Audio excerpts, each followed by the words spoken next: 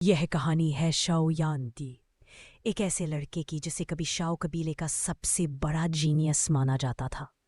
10 साल की उम्र में उसकी ताकत असाधारण थी। उसका भविष्य तय था, नाम चमक रहा था और उसकी मंगनी हो चुकी थी नालान यान रैन से, जो आगे चलकर बादल धूंध पंथ की नेत्री बनने वाली थी। लेकिन यहीं से कहानी पलट जाती है।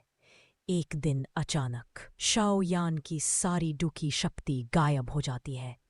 3 साल तक वह जरा सी भी ऊर्जा इकट्ठा नहीं कर पाता। जिसे लोग सलाम करते थे वही अब उसे ताने मारते हैं। वह कबीले का सबसे कमजोर सदस्य बन जाता है। अपमान उसकी पहचान बन जाता है। सबसे गहरा जख्म तब लगता है जब नालान यान रैन सबके सामने मंगनी तोड़ देती है। यह सिर्फ एक रिश्ता टूटना नहीं था, ये पूरे शाओ कबीले का अपमान था।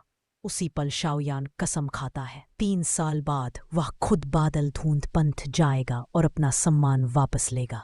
निराशा के उसी दौर में शाओयान की अंगूठी से एक आत्मा जागती है। ये है याओ चैन, दुनिया का महान अल्केमिस्ट, दवा का संत।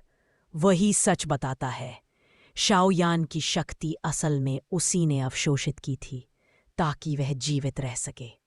याओ चैन शाओयान की हिम्मत देखकर उसे अपना शिष्य बना लेता है। यहीं से उसका असली प्रशिक्षण शुरू होता है। डू की साधना, अल्केमी की कला और ज्वाला आधारित घातक तकनीकें। धीरे धीरे शाओयान फिर से मजबूत बनने लगता है। शक्ति की खोज में शाओयान खतरनाक यात्राओं पर निकल पड़ता है। राक्षसी इलाके, भयानक लड़ाइयाँ और दुर्लभ जड़ी बूटियाँ। इसी दौरान उसकी मुलाकात होती है जियाओ शुनर से, जो हमेशा उसके साथ रहती है, और मेदुसा रानी से, जो दुश्मन से साथी बन जाती है। समय बीतता है, 3 साल पूरे हो जाते हैं। अब शाओयान वही लड़का नहीं रहा। वह एक शक्तिशाली योद्धा और उच्च श्रेणी का अल्केमिस्ट बन चुका है। वह अपनी प्रतिज्ञा पूरी करने बादल धूंध पंथ पहुंचता है और नालान यान रैन को मुकाबले के लिए ललकारता है। लड़ाई शुरू होते ही पूरा पंथ सन्न रह जाता है। यान अपनी घातक तकनीक बुद्ध की रोश वाली अग्नि कमल का प्रयोग करता है। आखिरकार नालान यान रैन हार मान लेती है। शाओयान का खोया हुआ सम्मान सबके सामने वापस लौट आता है। लेकिन यही अंत नहीं है। बादल धूंध पंथ की नेत्री युनजी क्रोधित हो जाती है। शाओयान पर हमला होता है। उसका कबीला निशाने पर आ जाता है। उसके पिता को कैद कर लिया जाता है। अब ये लड़ाई सिर्फ सम्मान की नहीं, परिवार और अस्तित्व की बन जाती है। शाओयान महाद्वीप की यात्रा पर निकल पड़ता है।